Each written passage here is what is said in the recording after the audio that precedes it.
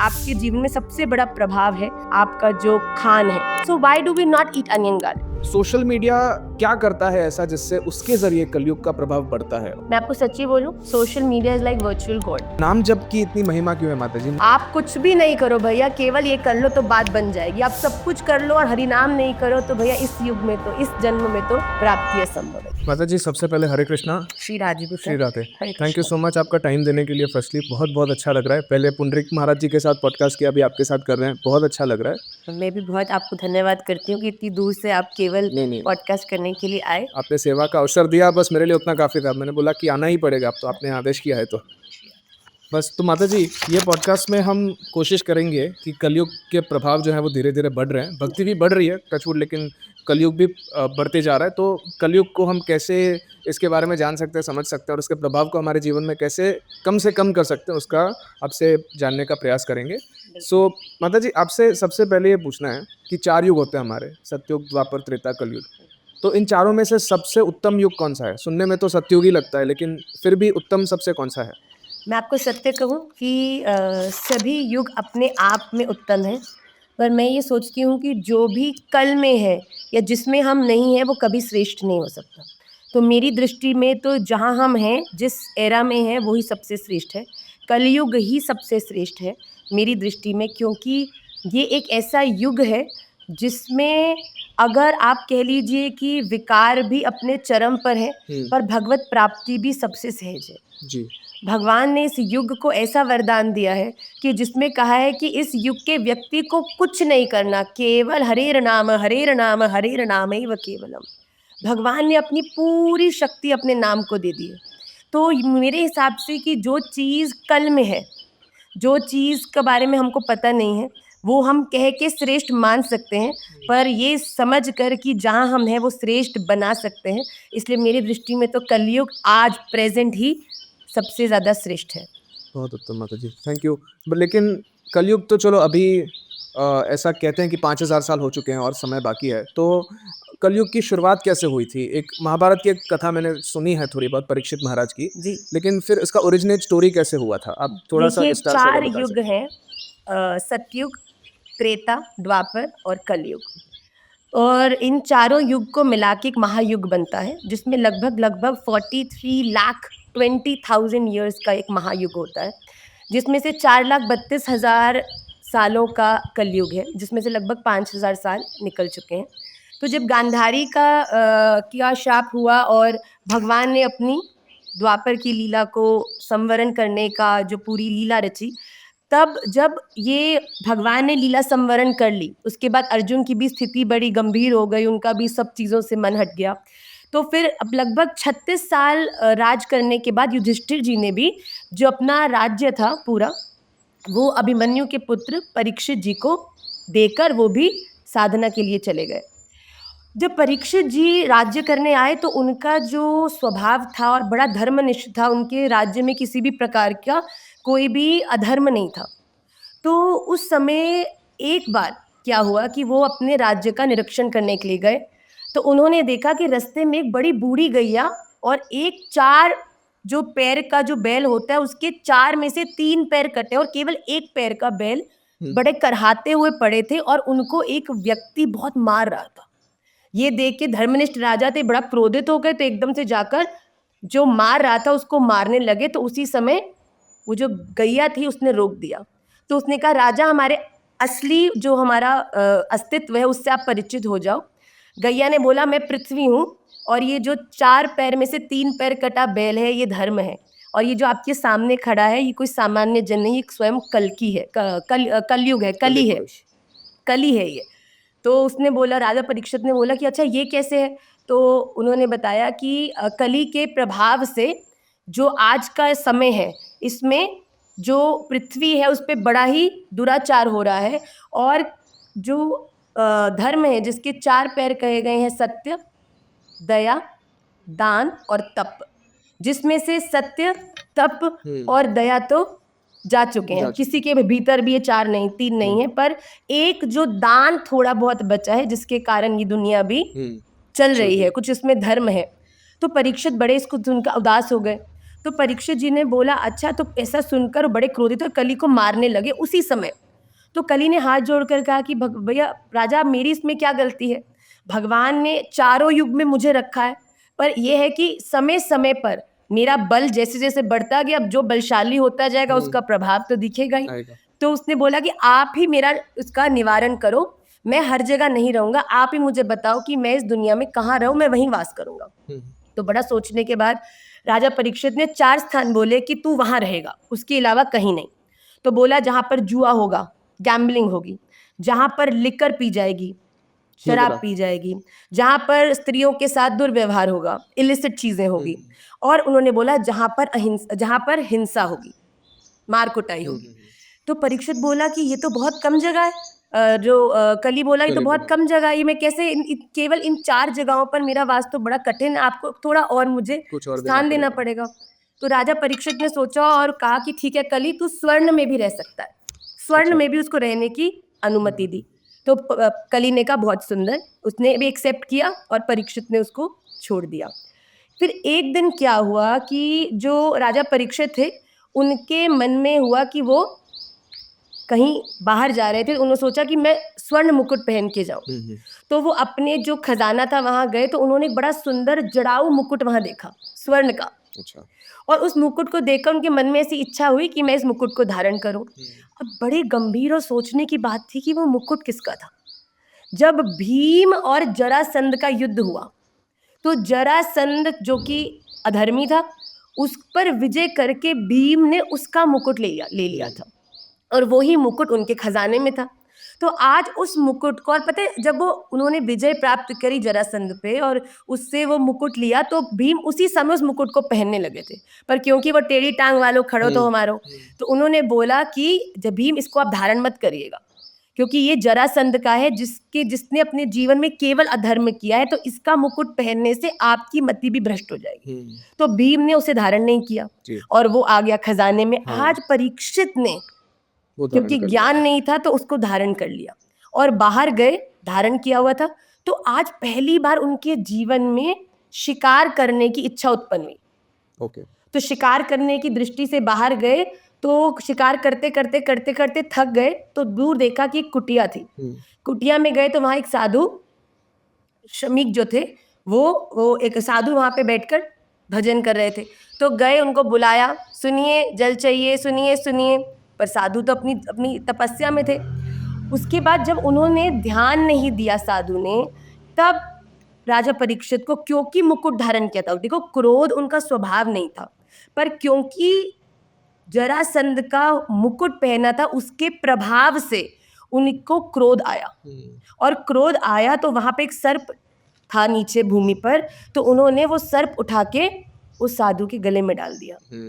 जैसे ही उन्होंने डाला तो उनके पुत्र वहां आए, श्रृंगी ऋषि, और जैसे ही उन्होंने देखा कि उन्होंने अपने पिता के गले में उस राजा के द्वारा डाले हुए सर्प को देखा, तो उनको इतना क्रोध आ गया कि उन्होंने तत्क्षण उन्हें श्राप दे दिया कि 7 दिन के भीतर भीतर तेरी मृत्यु हो जाएगी। और जब उन्होंने ऐसा बोला, तो तब ये पूरा भागवत जी का भी एक प्रारंभ है कि श्रीमद् भागवत महापुराण कहाँ से प्रारंभ हुई। तो कल्कि का प्रवेश वहां से प्रारंभ हुआ और वहां से वो और बलशाली होता गया। तो जब परीक्षित जी को ऐसा श्राप दिया, तो जब जो उन साधु की तपस्या में उन्होंने श्रवण किया, क्योंकि पहले जब वो क्रोधित हो रहे थे तो साधु ने कुछ कहा नहीं। क्यों? क्योंकि वो जानते थे कि जो भी ये राजा कर रहा है इसका स्वभाव नहीं, इसके सिर पे पड़े मुकुट का प्रभाव है, तो उसने कुछ नहीं कहा। तो जब उन्होंने अपने पुत्र के ऐसे वचन सुने, तो वैसे उसी समय जैसे राजा वहां से चले गए, तो उन्होंने उनका शासन किया। कहा कि अरे बेटा तूने ये कैसे कर दिया, तू तुरंत जा और राजा को बता कि ऐसा है और उनको इस चीज के बारे में सतर्क कर। तो जैसे ही अब श्रृंगी ऋषि जी ने क्रोधित होके बोल तो दिया, पर जब जैसे ही गए परीक्षित को बताया कि मेरे क्रोध के वशीभूत होकर मैंने आपको ऐसा कहा, तो उसी समय राजा परीक्षित जी ने अपने राज्य का परित्याग कर दिया। जन्मेजय को अपना जो राज्य थे उनके पुत्र उनको सौंप कर फिर वो चले गए। उन 7 दिनों में भगवत चरणारविंद की प्राप्ति के वहां पर उनको सुखदेव जी का सुखदेव जी से आशीर्वाद यम मिल रहा था। प्रव्रजन्तमनुपेतमुपेत कृत्यम द्वैपायनो विरह कातर आजुहाव पुत्रेति तन्मयतया तरवो भिनेदुस। यहाँ पर कहते हैं कि जैसे ही उन्होंने भगवत प्राप्ति के लिए केवल संकल्प किया, उसी समय लोग सोच रहे 7 दिन में मुक्ति कैसे, इम्पॉसिबल। तो उसी समय जब इम्पॉसिबल आता है तो हमारे भगवान के तो कुछ भी इम्पॉसिबल नहीं है। उसी समय सुखदेव जी आए तो उन्होंने कहा 7 दिन तो बहुत लंबा समय है भैया। महाराज जी बड़ी सुंदर काव्यात्मक रूप से कहते हैं कि भगवान को, परीक्षित जी को सुखदेव जी कहते हैं, अगर सर्प ने तुझे काट भी लिया होता ना और उसका जहर नीचे से तेरी शरीर में ऊपर चढ़ रहा होता और मैं आ जाता और तेरे कान में बस कृष्ण बोल देता ना, तो मेरे द्वारा बोला हुआ कृष्ण नाम जब तेरे शरीर में उतरता तो चढ़ता जहर कट जाता और तू भगवत धाम को प्राप्त हो जाता। हरि बोल। तो यही पूरी भूमिका है कैसे कली ने राजा परीक्षित के स्वर्ण मुकुट में प्रवेश कर जो भगवान देखो, यदा यदा ही धर्मस्य ग्लानिर्भवति भारत और परित्राणाय साधूनाम विनाशाय च दुष्कृताम धर्म संस्थापनार्थाय संभवामि युग। तो भगवान कहते हैं मैं तो आऊंगा ही आऊंगा, और हर युग में अनेकों अवतार लेके आए। कलयुग में भी भगवान ने अवतार लिए, श्रीमन चैतन्य महाप्रभु जी के रूप में, कृष्ण और राधा के मिलित तनु के रूप में वो आए हैं और अभी आने वाले भी हैं जब कलयुग का अंत होगा। तो ऐसे कलयुग का प्रारंभ हुआ और अभी तो केवल 5000 वर्ष ही हुए हैं, अभी तो बहुत लंबी जर्नी बाकी है। जी माता जी। तो अभी चलिए, आपने भगवत गीता का भी श्लोक कहा, तो अभी आपने जो श्लोक कहा ना बीच में, वो सुखदेव जी महाराज का, वो श्रीमद् भागवत जी महापुराण महापुराण, भागवत महापुराण, वो मेरी मम्मी रोज सुबह उसका उच्चारण करती है। तो वो श्लोक मुझे आपने गाया, अभी आपने मुख से कहा तो तुरंत बत्ती जल गई, यहाँ मम्मी का ये श्लोक है। तो मेरी मम्मी है ना, एक चीज पे बहुत ध्यान देती है, हमारे खान पान पे। खान पान हमारा हो सके उतना सात्विक रखती हैं, और मेन खान पान के साथ साथ हमारे घर शुद्ध गाय का दूध ही आता है। क्या बात। तो हम मिलावट वाला दूध बिल्कुल नहीं खाते या पीते, सब कुछ सात्विक रहता है। तो इसी की वजह से हम पूछते हैं मम्मी को कभी कभार कि इतना खाने पे इतना फोकस क्यों करना है, क्या करना है, खाने से क्या ही फर्क पड़ेगा। सो मम्मी कहती है कि जैसा अन्न वैसा मन। बिल्कुल। तो खान पान की वजह से भी क्या कलयुग का प्रभाव हम पे बढ़ता है, या फिर हमारा माइंडसेट, या फिर हमारा बिहेवियर, बात करने का तरीका जो भी है, क्या खान पान का उसमें कोई महत्व है? बिल्कुल सत्य है, जैसा अन्न वैसा मन। देखिए, संपूर्ण सृष्टि 3 भागों में विभाजित है, जो है सात्विक, तामसिक और राजसिक।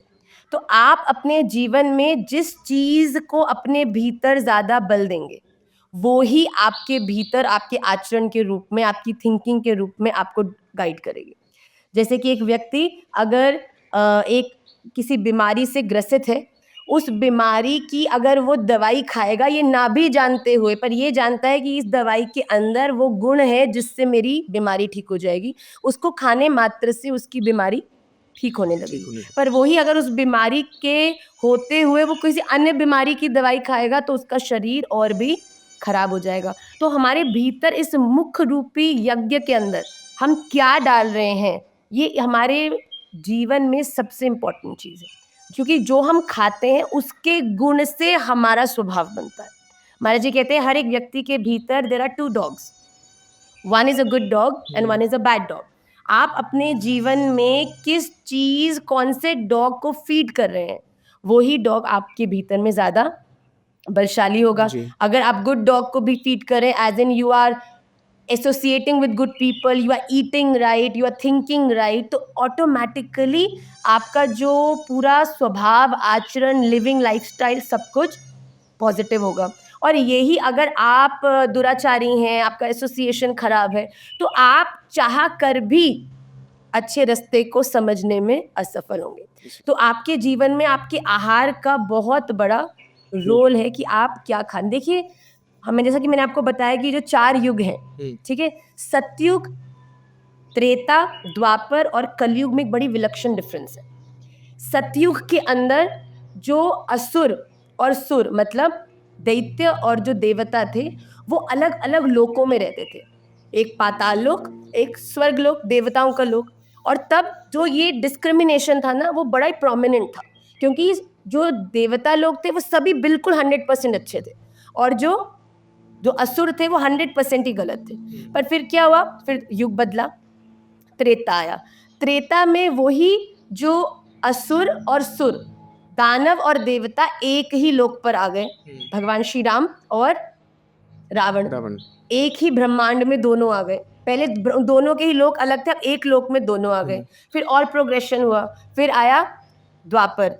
द्वापर के अंदर जो दैत्य और देवता एक परिवार में आ गए, कौरव और पांडव। और फिर क्या हुआ आगे, फिर और एवोल्यूशन हुआ, और एवोल्यूट होते होते कलयुग आया जिसमें दानव और देवता एक इंसान में आ गए। आज आपको कोई भी व्यक्ति ऐसा नहीं मिलेगा जो 100% राइट है या 100% रॉन्ग है। There will be some portion of right and some portion of wrong, and it is up to you कि आप अपने भीतर बैठे कौन से प्राणी को आप ज्यादा बल दे रहे हैं। क्या आप अपने देवता को ज्यादा एक्सपोजर दे रहे हैं जिसके कारण आपका देवता ज्यादा बलशाली है? और देवता को एक्सपोजर देने का अर्थ है क्या आप सत्संग में हैं, क्या आप सेवा करते हैं, क्या आप दान करते हैं, क्या आप सत्य बोलते हैं, क्या आप अच्छी चीज़ों में करने में आपकी रुचि बनती है। केवल देखिए, देवता या स्पिरिचुअल होने का अर्थ मंदिर जाना नहीं है। स्पिरिचुअल होने का अर्थ है अपने जीवन में जो आप सोच रहे हैं, जो आप बोल रहे हैं और आप कर रहे हैं, तीनों में एक सामंजस्यता हो। आजकल का व्यक्ति इतना विलक्षण हो चुका है, विचित्र हो चुका है कि वो सोचता कुछ और है, बोलता कुछ और है, भैया करता तो क्या ही है, उसकी तो हम क्या ही, हम सब देखते ही हैं। तो मेरे ख्याल से आपके जीवन में सबसे बड़ा प्रभाव है आपका जो खान है।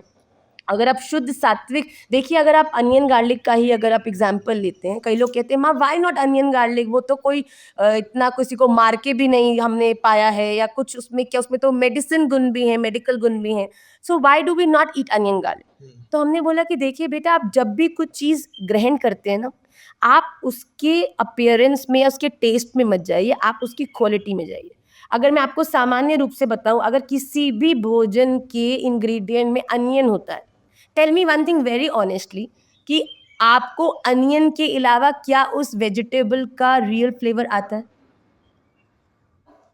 अनियन का जो टेस्ट है, अनियन का जो कह लीजिए स्ट्रेंथ है, वो इतना अग्रेसिव होता है कि आप अनियन कोई नीचे वाले भी लोग भी बना रहे होंगे और खिड़की खुला होगा तो आपको प्याज का छोंक का इतना भीषण। हम तो जहाँ रहते हैं, जैसे जहाँ मेरे बच्चे पढ़ते हैं, तो हम जब वहाँ हमारे आगे के घर में कुछ बनता, हम तो बिल्कुल खिड़की बंद करके, हम तो पूरे घर में हमारे बहुत अगरबत्ती लगती है, क्योंकि इतना ज़्यादा उसका एग्रेसिव। तो अपने जीवन में जो ऐसी चीज़ें एग्रेसिव होती हैं, वो आपके भीतर भी एग्रेशन को ही मोटिवेट। आप गार्लिक देखो, आप चाइनीज खाते हैं, उसमें अगर गार्लिक होता है तो गार्लिक ही गार्लिक आपको उसमें उसकी फ्लेवर और उसका बाकी सब चीजें गौन हो जाए, उसकी महक, उसका फ्लेवर बहुत आता है। अगर आप किसी चीज को विद अनियन गार्लिक खाओ और विदाउट अनियन गार्लिक खाओ, तो आपको पता चलेगा विद अनियन गार्लिक तो आपने केवल अनियन गार्लिक को एक्सपीरियंस किया, बट विदाउट अनियन गार्लिक आपको आएगा भिंडी का रियल फ्लेवर, आएगा आपको सब्जी का रियल टेस्ट क्या है, जो उसके सात्विक, उसके रियल फॉर्म। आप किसी भी चीज को एडल्टरेट करोगे, उसकी क्वालिटीज खत्म ही होंगी। प्योरेस्ट फॉर्म, आप कह रहे हैं ना मैं गैया का ही दूध पीता हूँ, कोई एडल्टरेटेड नहीं पीता। अब बताओ, कोई कहे कि भैया जो फैक्ट्रीज में आ रहा है वो भी तो गैया से आ रहा है, पर गैया से आने के बाद भी वो कितनी तरह से एडल्टरेट हो रहा है, बहुत, राइट। तो जितनी एडल्टरेशन होगी उतनी उसके गुण मरते जाएंगे। तो आप अगर सब्जी का बेस्ट लेना चाहते हो तो आप उसको लीस्ट अनएडल्टरेटेड फॉर्म में ग्रहण करना चाहिए जी। तो जितना प्योरिटी में रहोगे उतनी प्योरिटी आपके भीतर आएगी, और जब भीतर प्योरिटी आएगी तो अच्छे काम करने में मन भी लगेगा। जिसके जीवन में बहुत ज़्यादा अच्छी चीज़ों में या एक जगह मन नहीं लगता ना, इसका मतलब ये है कि उसके जीवन में भी बहुत सारी अडल्ट्रेशन है। तो उसको प्रयास करना चाहिए कि वो प्योरिटी की तरफ जाए। और आप देखना, ये बोलने की बात नहीं, एक्सपीरियंस करने की बात है कि जैसे जैसे व्यक्ति अनअडल्टरेटेड होता जाता है, वैसे वैसे उसकी क्लैरिटी आती रहती है, वैसे वैसे उसके जीवन में उसको जो पावर ऑफ डिसीजन मेकिंग है वो उसकी और प्रोमिनेंट हो जाती है। वो इंजॉय करने लग जाता है अपनी लाइफ में जो क्योस है उसको ना होने का। तो ये बहुत ज़्यादा आप इसको फील कर सकते हैं in your real life when you experience it. ठीक है माता जी, अन्न का तो समझ लिया। अभी ये जब आपने जो कहा वो जब मेरी मम्मी सुनेंगी तो अभी शायद उनको भी बहुत अच्छा लगेगा ये सुन के, और आई एम श्योर व्यूअर्स को भी काफ़ी इंटरेस्टिंग लगा होगा ये कॉन्सेप्ट कि अन्न से कैसे हमारा दिमाग और हमारा व्यक्तित्व निर्भर करता है। माता जी, अन्न की तो बात हो गई, अभी एक और बहुत ज़रूरी चीज़ है जिसके बगैर आज का समय, शायद अगर वो चीज़ ना हो तो आज का समय रुक ही जाएगा, शायद चलेगा ही नहीं आगे। वो है सोशल मीडिया। सोशल मीडिया, चलो उसके गुण भी हैं लेकिन अवगुण भी बहुत सारे हैं। तो सोशल मीडिया क्या करता है ऐसा जिससे उसके जरिए कलयुग का प्रभाव बढ़ता है? और ये बच्चों के लिए भी है, टीनेजर्स के लिए भी है और एडल्ट्स के लिए भी है कि क्या ऐसा होता है सोशल मीडिया से जिससे कलयुग का प्रभाव बढ़ता है और इससे हम नियंत्रण में कैसे करें? मैं आपको सच्ची बोलूँ, social media is like virtual God. अच्छा। सोशल मीडिया आपको वही देता है जो आप उससे लेना चाहते हो। ये यथा मां प्रपद्यन्ते तान् तथैव भजाम्यहम्, मम वर्तमानुवर्तन्ते मनुष्याः पार्थ। भगवान कहते तू जैसा मुझे प्राप्त करना चाहता है मैं तेरे लिए बिल्कुल वैसा हो जाऊंगा। और सोशल मीडिया भी बिल्कुल आप जो देखना चाहते हैं वो आपको बिल्कुल भर भर के वही चीज़ वही देती है। दिखाता है। देखिए, मैं लाइफ में किसी भी चीज़ की बहुत ज़्यादा नेगेटिव अप्रोच की टुवर्ड्स मुझे अट्रैक्शन नहीं होता, क्योंकि मैं आपको सच्ची बोलूँ, सोशल मीडिया मेरी दृष्टि में एक ऐसी चीज़ है जो आपको वो सब चीज़ सुलभ कर देती है जो आप प्राप्त करना चाहते हैं। तो आजकल लोग जो दुनिया के बड़े रेयरेस्ट कॉर्नर्स में बैठे हैं उनके लिए तो वृंदावन आना बड़ा असंभव है, जिसके कारण वो डिमोटिवेट हो जाते हैं। पर I think social media is a boon to such people जो वहाँ बैठे हुए भी श्री जी की कृपा, उनके चरणाश्रित संतों के ये जो वचनामृत हैं उनको श्रवण कर कर अपने जीवन को सफल कर रहे हैं। तो मैं तो देखिए, आप कभी भी आप सोशल मीडिया में, आप चाहे यूट्यूब हो चाहे इंस्टाग्राम हो, आप जिसको एक बार इसकी रील देखते हैं तो जो इंस्टाग्राम का जो एल्गोरिथम है वो ऐसा प्रयास करता है कि उससे जुड़ी हुई चीज़ें ही भर भर के आपको आपकी फीड में दिखाता जी, है। बिल्कुल। तो अगर आपको लगता है ना कि सोशल मीडिया आपको गलत चीज़ें दिखा रहा है, तो कहीं न कहीं पीछे कर्म हमारा ही है। क्योंकि देखिए, भगवान भी आपको लिए वही डेस्टाइन करते हैं जो आप खुद करते हैं। What you are doing today is your destiny tomorrow. जी। तो आप आज जो देख रहे हैं वही फीड में आपको कल देखने मिलेगा, और जो देखने मिलेगा फिर आप उसको देखेंगे तो और ज़्यादा वो देखने को मिलेगा और कहीं न कहीं आप डेविएट हो जाएँगे।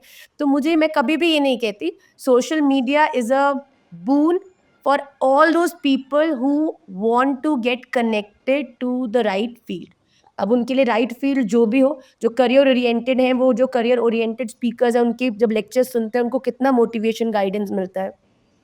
तो मुझे नहीं लगता कि सोशल मीडिया अहित करता है। सोशल मीडिया आपको केवल भर-भर के वही देता है जो आप देखना चाहते हैं। जी। तो ये आपके ऊपर है कि आप क्या देखना चाहते हैं और क्या देखना चाहते हैं। अगर उसमें त्रुटि है, तो इसमें सोशल मीडिया की गलती नहीं, कहीं न कहीं गलती आपके विचारों की और आचरण की है। तो अगर हम उसको रिफ़ॉर्म कर लेंगे। मैंने एक बार महाराज श्री की एक कथा सुनी, मैंने पूज्यपाद प्रेमानंद महाराज जी की एक कथा, एक उनका रील देखा, और मैं आप मानेंगे उसके बाद तो मुझे ऐसा लगा कि ये जो मेरा फ़ोन है ये मेरा नहीं है, केवल महाराज जी और महाराज जी का। प्रेमानंद जी के ही मुझे हाँ, सारे सब वही वीडियो, लोग। सारे रील्स मैंने कितने देखे। तो मैंने बोला कि अरे, ऐसा लग रहा है कि राधा रमन जी ने अनंत कोटि कृपा कर दी कि फिर तुम बस सुनते जाओ, सुनते जाओ। मेरे रील में आपको फीड के अंदर और कुछ दिखेगा ही नहीं, क्योंकि आप जो देखते हैं वो एल्गोरिथम वही आपको पलट के वही देता है। बहुत सारी रूपों में वही चीज़ देता है। जी।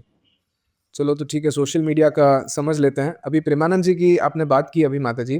प्रेमानंद जी एक चीज़ के ऊपर बहुत फ़ोकस करके बताते हैं कि एक चीज़ करो और इस एक चीज़ के बगैर उद्धार नहीं होगा। वो कहते हैं नाम जप। बिल्कुल। और महाराज जी से भी हमने सुना है, पुंडरीक महाराज जी से भी, कि नाम जप का बहुत महात्मा है।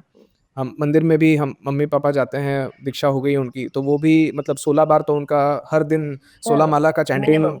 करना ही होता है, मिनिमम। मैक्सिमम तो चलो हद नहीं है। तो नाम जप की इतनी महिमा क्यों है माताजी? नाम जप क्योंकि कुछ लोग ऐसे होते हैं, मैं अपने पर्सनल एक्सपीरियंसेस से बताता हूँ कि नाम जप नहीं होता। हाँ, अच्छे काम हम करते हैं, अच्छे कर्म करते हैं, मंदिर वगैरह जाते हैं, उपवास वगैरह करते हैं, कथा वाचन, कथा स्मरण भी करते हैं, लेकिन नाम जप नहीं हो पाता। तो फिर क्या, is it right? Is it देखिए, आप रॉन्ग? एग्जाम्पल, इसको एक मटेरियल एग्जाम्पल से समझिए कि एक व्यक्ति किसी व्यक्ति से प्यार करता है, एक लड़का एक लड़की से प्रेम करता है, और उस लड़की के लिए बहुत सारे गिफ्ट्स लाएगा, उसके रुचि के अनुसार अपने आप को तैयार भी करेगा, सब कुछ करेगा, पर उससे मिलने नहीं जाएगा तो क्या लड़की की दृष्टि उस पे पड़ेगी? नहीं। क्या कोई वो जहाँ रहती है या जहाँ पढ़ने जाती है, अगर उससे कभी बात ही नहीं करेगा, उसके सामने नहीं जाएगा, तो क्या उनका जो ये एक उस लड़के का जो फीलिंग है उस लड़की को पता चलेगा? नहीं। तो भैया, अगर आप अपने जीवन में अच्छे कर्म कर रहे हैं, अगर आप सब कुछ कर रहे हैं, तो ये तो वही हो गया कि हम एक उस लड़की के अनुकूल होने के लिए जो चीज़ें चाहिए वो तो हमने इकट्ठी कर ली। जी। अच्छे कर्म कर रहे हैं, मंदिर जा रहे हैं, सब कुछ कर रहे हैं, पर भैया, अगर आपने, जो भगवान ने स्वयं कहा कि इस कलयुग केवल नाम आधारा, जब भगवान ने कह दिया कि जब भगवान स्वयं श्रीमन चैतन्य महाप्रभु जी के रूप में अनर्पित चरम चिरात करुणयावतीर्णः कलौ समर्पयि तुम न तो ज्वल रसाम स्वभक्ति श्रियम हरि पुरट सुंदर द्युति कदम दसंदीपित सदा हृदय कंदरे स्फुरतु व सचिनंदन। यहाँ पर भगवान कह रहे ऐसी भक्ति जो आज तक किसी भी युग में, किसी भी अवतार में मैंने नहीं दी है। वो युग धर्म जिसमें केवल और केवल आपने कुछ और नहीं किया, केवल जो आप कह रहे हो लोग नहीं करना चाह रहे वो नहीं किया, तो भगवत प्राप्ति असंभव है। आप अच्छे काम कर रहे हो, ऐसा हो ही नहीं सकता। कोई व्यक्ति अगर ठाकुर जी से प्रेम कर रहा है, एक व्यक्ति उन्हें प्राप्त करना चाहता है, तो भैया आप प्यार करते हो और अगर आप पूरी चीजें करने को भी तैयार, तो जाके मिलोगे तो सही ना, जी कम्युनिकेट तो करोगे, एक्सप्रेस तो करोगे। तो भगवान के हम चरणाश्रित है, उसको एक्सप्रेस करने का मीडियम कलयुग में भगवान ने ऐसा मीडियम जो अनर्पित चरम चिराग, आज तक भगवान ने इसको इतना इजी मीडियम Easy किसी युग medium. में नहीं दिया, वो है हरिनाम। हरिनाम। आप कुछ भी नहीं करो भैया, केवल ये कर लो तो बात बन जाएगी। आप सब कुछ कर लो और हरिनाम नहीं करो तो भैया इस युग में तो, इस जन्म में तो प्राप्ति असंभव है। क्योंकि भगवान ने कहा है कि मुझे प्राप्त करने का साधन ही यही है। आप वृंदावन के लिए निकलोगे घर से और आप किसी और रोडों में घूमते जाओगे तो क्या वृंदावन पहुंच पाओगे? वृंदावन तो तभी पहुंचोगे ना जब वृंदावन को जाने वाले रास्ते पर चलोगे। जी और वृंदावन को जाने वाला रास्ता कौन सा है? जो आपको गूगल मैप दिखाएगा आपके घर से। और ये गूगल मैप हमारे जीवन में कौन है? वो हमारे सदगुरुदेव महाराज। सदगुरुदेव। तो अगर आप कह रहे हो ना कि 16 माला तो करते ही हैं, तो 16 माला करना वो रास्ता है जिस पे चलने से हमको भगवत प्राप्ति हो। जी तो सब कुछ किया, हरिनाम नहीं किया तो बात नहीं बनेगी। सब कुछ नहीं किया, केवल हरिनाम किया तो बात बन जाएगी। माता जी चलिए, हरिनाम का तो अभी तो लेना ही पड़ेगा, आपने कहा है तो। अभी कुछ दिन पहले मैंने इंद्रेश जी महाराज जो हैं, उनका एक रील देखा था। उन्होंने कहा था कि अभी 2020 कोविड के टाइम के बाद भक्ति का एकदम विस्फोट हो गया है। काफ़ी लोग भक्ति मार्ग में जुड़ रहे हैं, वृंदावन जा रहे हैं, भीड़ों में भगवान का नाम ले रहे हैं। तो ये जो है वो स्पाइक आ गया है काफ़ी टाइम से, पहले नहीं था। दिस वॉज अनप्रेसिडेंटेड, थोड़ा सा ज़्यादा हो गया।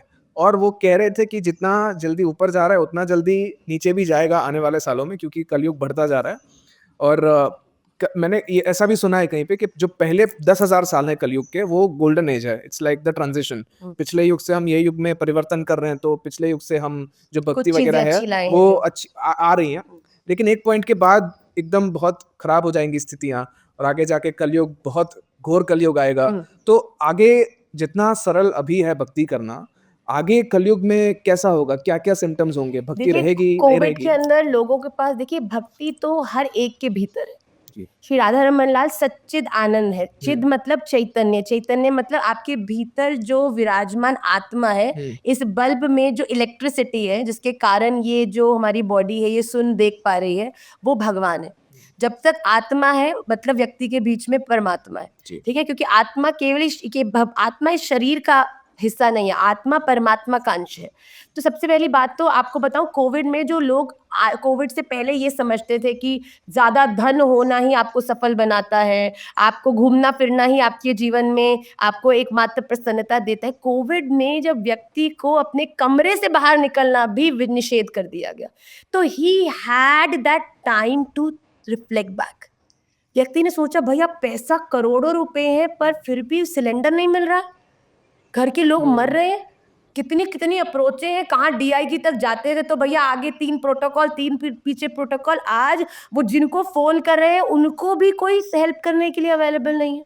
तो व्यक्ति को पता चल गया कि जिन चीज़ों को हम इस दुनिया में मोस्ट पावरफुल समझते थे, जो हमें पावरफुल बनाती हैं, वो असलियत में तो उनका कोई अस्तित्व ही नहीं है। क्या कर लिया आपकी लॉकरों में रखी हुई गड्डियों ने कोविड में, जब आपको एक नॉर्मल हॉस्पिटल्स में बेड नहीं मिल रहे, ऑक्सीजन नहीं मिल रही, कितनी मारामारी थी। तो उस समय लोगों ने, उस समय में जो साधु संतों ने अपने हाथ में, देखिए जब राम जी वन में चले गए और भरत जी अभी कई देश ही थे, उस समय जो गुरुदेव वशिष्ठ हैं वो राजासन पर बैठे, क्योंकि जब राजा नहीं है, राजा का पुत्र नहीं है, उस समय गुरु पूरा दायित्व संभालता है पूरे राज्य को चलाने का। तो वैसे ही जब ऐसा एक समय आया जब कोई भी गाइड करने के लिए नहीं था, कोई रास्ता नहीं था, तब जो समाज के संत साधु हैं उन्होंने ऑनलाइन एक्टिव सोशल मीडिया के ही माध्यम से लोगों ने वो एक फिर से एनर्जी दी कि आप अपने इस बड़े ही डिप्रेस टाइम में कैसे अपनी लाइफ के उस इटर्नल आनंद को एक्सपीरियंस कर। ये शरीर तो केवल एक पहने हुए वस्त्र की तरह, कौन बताएगा? तब बताया ना कि अब आप इस मटेरियल चीजों के पीछे भागने में जो सुख की शायद खोज कर रहे थे, वो आपके बैठे हुए कमरे में जब आपने अपने आप को जाना, वो आपको फील हुई। तो बिल्कुल कोविड के बाद तो एक बूम तो आया, क्योंकि लोगों ने रिफ्लेक्ट किया, लोगों ने जब सुना उनको परम शांति का अनुभव हुआ, और जब उस शांति का आनंद का अनुभव हुआ तो लोग उसके प्रति अट्रैक्ट भी हुए। पर डेफिनेटली क्योंकि कलयुग का प्रभाव, जैसा कि पुराणों में भी लिखा है, आने वाले समय में बड़ा ही विकराल होने वाला है। और कहते हैं कि इतना विकराल होगा कि जो ब्राह्मण हैं वो वेद नहीं पढ़ेंगे, क्षत्रिय रक्षा नहीं करेंगे, जो लोग हैं वो, अभी तो देखिए उसका कुछ कुछ प्रभाव आपको आजकल के जीवन में भी प्रारंभिक रूप से देखने को मिलेगा कि लोग अभी चलो जानवरों का मांस भक्षण तो करते ही हैं, पर एक समय आएगा जो आपस में भी नर भक्षण करने लगेंगे, मतलब इंसान इंसान को ही खाने लगेगा। और पिता माता पिता जो है, जो पिता की ही संतान होंगी पुत्रियों से, और माता और पुत्र में भी संबंध होंगे। इस प्रकार से बड़ा ही विकराल, बड़ा ही जैसे कहते हैं ना कि बड़ा ही ऐसा समय आएगा जो हमारे लिए अकल्पनीय है, जिसको सोचने की भी शायद हमारे पास सामर्थ्य नहीं है। पर मुझे ऐसा लगता है कि क्यों उस आने वाले विकराल समय का ध्यान करके आज हम दुखी हुए। आज हमारे पास ये धरोहर, और राधा रमन लाल चाहे तो क्या नहीं कर सकते। जी। अगर आज हम चाहें कि राधा रमन लाल ने अगर भक्ति को, जो इतनी दुर्लभ थी, अगर इतना सहज कर दिया, जो कितने कितने वर्षों की तप करने पर भी नहीं प्राप्त हुए, आज केवल हरे कृष्ण कृष्ण कृष्ण हरे हरे, हरे राम राम राम हरे हरे कहने पर आप पर लट्टू हो जाएंगे भैया। तो क्या वो आने वाले समय में क्या कली के प्रभाव को कम नहीं कर सकते? मेरे कर राधा सकते रमन हैं। लाल तो बड़े बलशाली हैं, बहुत बलशाली। उनकी दृष्टि पे ही ये पूरा संसार चलता है। तो आने वाले समय में ऐसा समय आएगा तो वो उनकी दृष्टि से वो ठीक भी कर सकते हैं। पर आज के समय में मैं इस बात को बिल्कुल मानूंगी कि आज के व्यक्ति के पास वो बल है, कि वो समझ है, वो ज्ञान है, जिससे वो केवल आज को ही नहीं, अपने आने वाले कल को भी बड़ा दृढ़ बना सकता है। और कल क्या है? कलयुग मतलब कल, युग मतलब एरा। ये कलयुग से हम कैसे बच सकते हैं? जब हम अपने आज की जड़ों को मजबूत कर लेंगे।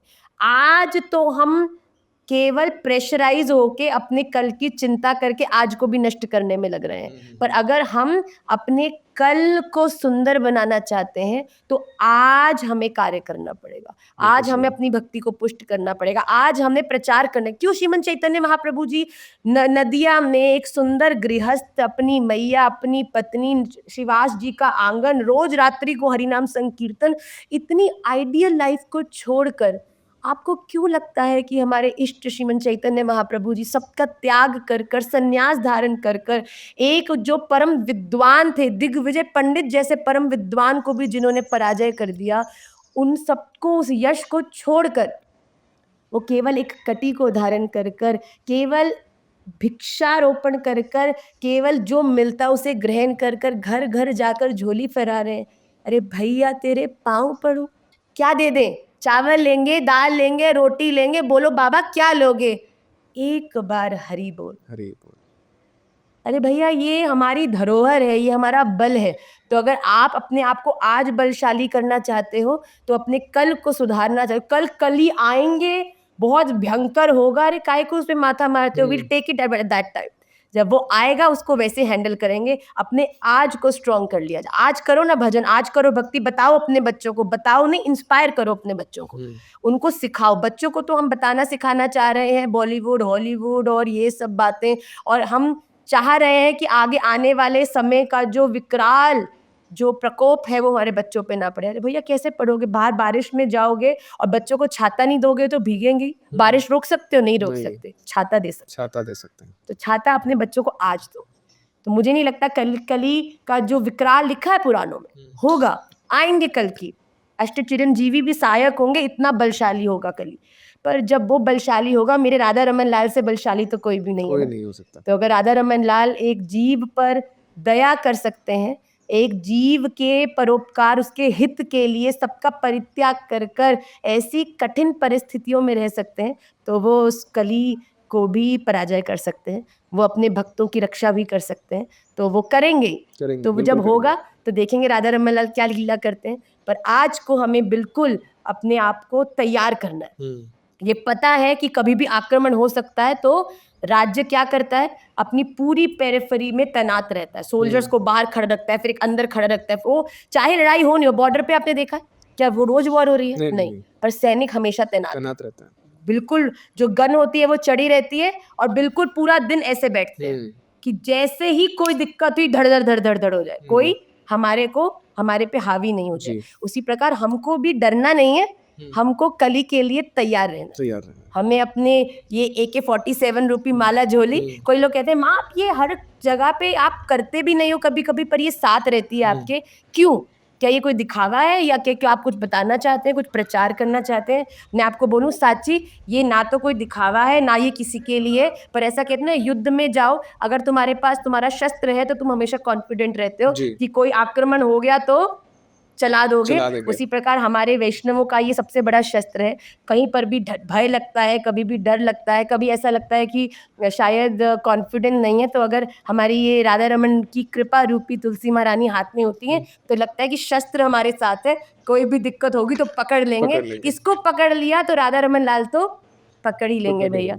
तो ये केवल आपका कॉन्फिडेंस है, तो इस बात का हम सदा ध्यान रखें कि आप कली से डरिए मती। जिसको आना है, बारिश को रोक नहीं सकते, कली को आने से रोक नहीं सकते, तो राधा रमन लाल की लीला है। पर आप अपने आप को तैयार कर सकते हो, तो अपने आप को प्रिपेयर करना शुरू करिए। एक अंतिम सवाल अभी पूछता हूँ। अभी यहाँ मैं आ ही रहा था, मैंने महाराज जी का एक रील देख लिया जी। कि एक वो अपना अनुभव एक शेयर कर रहे थे पर्सनल कि सुबह कुछ उनको वापस आते आते 1 बज गए थे और सुबह 3 बजे उनको उठना था। तो वो सो गए, उनको लगा कि उस दिन की पूजा शायद नहीं करेंगे, थोड़ा देर से करेंगे, लेकिन उनको राधा रमन लाल जी सपने में आए और दरवाजा खटखटा के बोल रहे कि उठ जा और खटखटा कर नहीं, कुछ कहा, कुछ दरवाजा खटखटाया तो नीचे, हाँ। फिर महाराज जी की आंख शायद खुली और फिर महाराज जी दोबारा तंद्रा में चले गए और फिर महाराज जी को लगा कि उनके बिल्कुल पास आके किन्हीं ने उनको ऐसे करके उठाया, अरे उठ। और महाराज जी एकदम से उठे और उनको लगा कि राधा रमन जी ने बोला आने के लिए। ये तो सेवा महोत्सव का समय है बेटा। कब की बात है माता जी? ये महाराज जी की एवरी 2.5 years राधा रमन जी में 7 दिन की सेवा आती है, जिसमें महाराज जी ऑल्टर में होते हैं और राधा रमन जी की मंगला से लेके शयन तक की पूरी सेवा वो स्वयं अपने हाथों से करते हैं। तो ये उसका जो सेवा हमारी थी वो प्रारंभ होने वाली थी, तो ये तब का समय है कि महाराज जी बहुत श्रमित थे, तो सोचा कि चलो मंगला में नहीं जाऊंगा तो मैं श्रृंगार के समय तक चला जाऊंगा करने, तो फिर राधा रमन जी स्वयं आए कि तेरी ड्यूटी है तो आ। जी, क्या बात है। और लेकर गए हैं। So, माता जी अभी चलो क्लोजिंग में एक कोई आपका ऐसा कोई व्यक्तिगत अनुभव है राधा रमन जी के साथ, या फिर ऐसा कुछ जहाँ पे आपको लगा कि श्री जी या फिर राधा रमन जी की पूरी दृष्टि और कृपा आप पर है, ऐसा कोई भी अनुभव अगर आप बताना चाहें? मेरे जीवन में मुझे लगता है हर एक क्षण ही उनकी कृपा है। मैं कितनी बार रिफ्लेक्ट करती हूँ, कितनी बार सोचती हूँ ये कैसे, ऐसा कैसे, ये मुझे क्यों आता है, ये मेरी इसके प्रति रुचि कैसे है, कभी किया नहीं। तो मुझे ऐसा लगता है कि ये तो बुद्धि का विषय ही नहीं है। जी। जब कृष्ण ने वंशी बजाई तो गोपी तो सहज दौड़ के चली आई। तो मुझे ऐसा लगता है, पर बहुत सारे इंसिडेंट्स हैं। सेवा महोत्सव का ही एक इंसिडेंट है कि सेवा महोत्सव में महाराज जी ने आज्ञा करी कि राधा रमन जी का शयन पद मैं गाऊं एवरी डे। तो माइक पे मैं गाती थी और वैसे भी हरिनाम इतना होता था, इतने हम श्रमित हो जाते थे, 1-1 घंटा सो रहे हैं केवल। तो एक दिन आखिरी के 2 दिन के समय मेरा जो कंठ था वो बड़ा ही खराब हो गया। तो मैंने महाराज जी को बोला कि राधा रमन जी को ऐसे बिगड़े हुए कंठ में मैं तो नहीं सुलाऊंगी, तो मैं शयन पद नहीं गाऊंगी। तो एक लड़की है जो मेरे संग जब हम कीर्तन करते हैं, गाती है, उस समय सेवा महोत्सव में नहीं आ पाई थी, वो विदेश थी। तो मुझे ऐसा लगा कि नहीं, मैं नहीं गा पाऊंगी। तो जैसे ही मैं मंदिर गई और संध्या का समय हुआ, मैं राधा रमन जी की झांकी ले रही थी, तो एक माता जी जिनको मैंने कभी नहीं देखा, कभी जानती नहीं थी, कभी मेरी दृष्टि भी नहीं पड़ी, तो वो मेरे पास आई और उन्होंने कहा कि मैया आप बहुत सुंदर आप शयन पद गाते हैं, और जब आप गाते हैं ना तो लाल जी को बड़ा आनंद आता है, उनको बड़ी खुशी होती है, तो आप आज भी जरूर गाना। उनको नहीं पता कि आज मैंने मन में सोच लिया है कि मैं नहीं गाऊंगी, केवल मेरे मन की बात है। And she out of the blue a lady came to me and she said कि आप शयन पद बहुत अच्छे से गाती है, राधा रमन जी को बड़ा आनंद आता। तो भगवान ने अपने सुख की जो चर्चा थी, सूचना थी, मुझे दी। तो आज मैंने बोला राधा रमन जी आपने मुझे संकेत करा है, आज तो चाहे फट जाए गला, गाऊंगी तो मैं सही, आपने आज्ञा करी, कैसे नहीं गाऊंगी। और अभी भी मुझे भावुक हो रहा है वो याद करने में कि जैसे ही मैं बैठी गाने के लिए, तो पीछे से किसी ने आके मेरे नेत्र बंद किए और मैंने कहा अरे कौन है, और मैं पीछे मुड़ी तो वो लाली, जिसकी आवाज़ बिल्कुल मेरे जैसी है, कोरस में भी आपने बहुत बार देखा होगा।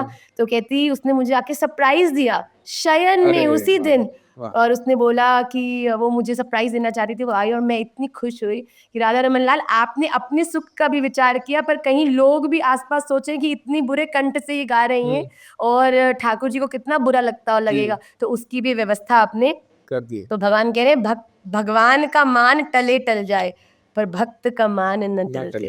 राधे तो राधे। उन्होंने जैसे ही वो मैंने उसको अपने संग बिठाया, हम दोनों ने संग में गाया और वो जो है वो रिकॉर्डिंग आज भी यूट्यूब पे अवेलेबल है और लोग जब भी हमको मिलते हैं तो हमारे उस शयन पद के लिए ही हमको बहुत ज़्यादा आशीर्वाद देते हैं।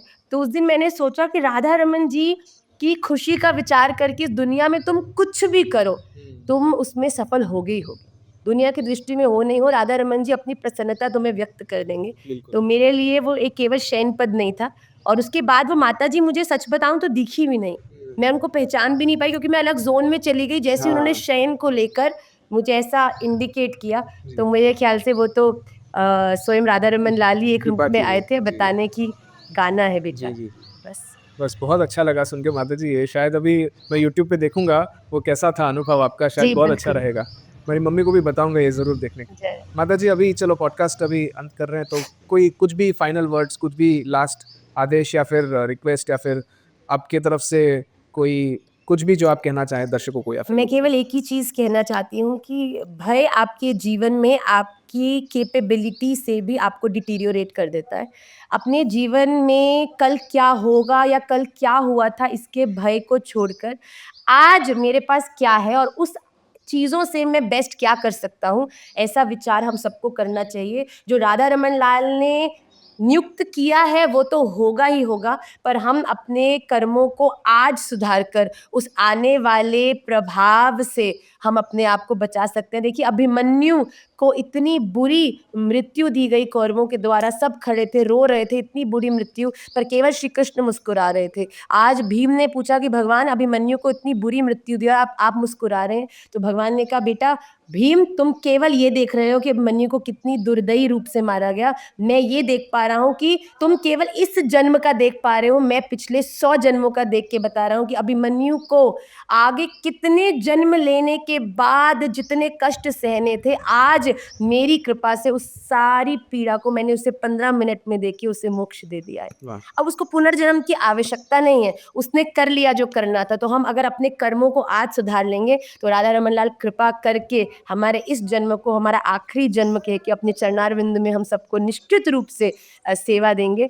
तो केवल अपने आज पर ही ध्यान दो, आज हम कैसे ब्यूटीफुल कर सकते हैं, आज हम क्या कर सकते हैं, हमने ये किया था हमें भक्ति नहीं मिलेगी, हम ये कर ही नहीं सकते हमको भक्ति नहीं मिलेगी, मैं ये कर रही हूँ और इस करने के पीछे राधा रमन लाल की प्रसन्नता है, दैट्स इट। इतने में ही हमारे ठाकुर जी खुश हो जाते हैं। महाराज जी कहते हैं भगवान 56 भोग छोड़कर, आपने 56 भोग की 56 चीज़ों में से एक बूंदी भी गायब देखी है कभी? नहीं। क्योंकि भगवान वो ग्रहण ही नहीं करते। भगवान 56 भोग को भी छोड़कर आपने उस 56 भोग को बनाते हुए या उसको लगाते हुए जो आपका भाव था ना, भगवान केवल वही ग्रहण करते हैं। तो अपने भाव से ठाकुर जी मैं इतना कुछ तो नहीं कर पाती, पर मैं आपके लिए ये करती हूँ और आप इसको मेरी तरफ से अपने चरणारविंद में पत्रम पुष्पम फलम तोयम इस रूप में आप स्वीकार करिए। और ठाकुर जी मैं सच्ची बोलती हूँ, इस तरह के निश्चल भाव को ग्रहण करके बड़े प्रसन्न होते हैं। जी, बहुत अच्छा लगा सुन के माधुरी, थैंक यू। श्री कृतार्थ कर दिया आपने ये जानकारी बता मुझे के। बहुत प्रसन्नता है आपकी इतनी सरलता और आप इतनी दूर से बारंबार दोबारा मैं कहना चाहूँगी। आप तो कहीं भी बुलाइए माताजी मैं आ जाऊँगा। आपकी कृपा आपकी राधा सेवा रमन के लाल लिए के ये चरणारविंद में बस प्रार्थना। ये राधा रमन लाल की कृपा है बस कि आपका संग मिला आज आपसे जानकारी सब मिली। बहुत अच्छा पॉडकास्ट के पहले मैं जैसा था और अभी मैं जैसा हूँ आई थिंक बहुत ज़मीन आसमान का फ़र्क है मेरे मानसिकता में इस वक़्त। बहुत-बहुत आपके लिए माताजी। खूब प्रार्थना बेटा, खूब थैंक यू शुभकामनाएँ। माताजी। श्री राधे राधा राधे, रमन लाल की लाल जय। की जय।